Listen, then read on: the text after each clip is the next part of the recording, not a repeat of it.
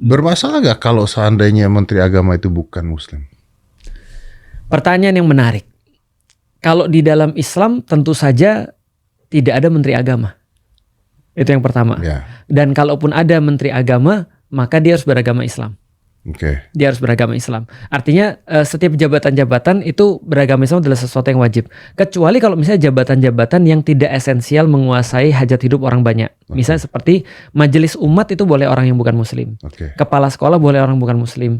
Perusahaan itu boleh orang bukan orang Muslim. Bahkan media, balik lagi nih, staf sus misalnya.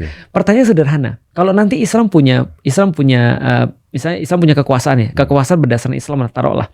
Lalu kemudian dia mau untuk merekrut seseorang untuk media, dan yang dia punya cuma Deddy Corbuzier yang belum Muslim misalnya taruhlah, kemarin yang ketika belum Muslim, rekrut nggak? Rekrut dong. Boleh staf ahli bukan Muslim.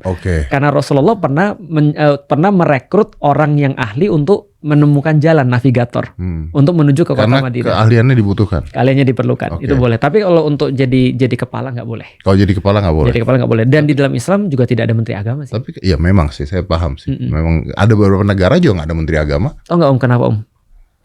Karena di Padang nggak jual makanan Padang Om. Iya makanya. Apa yang iya memang. Artinya ada menteri agama berarti karena memang negaranya itu tidak didasarkan pada agama. Iya betul.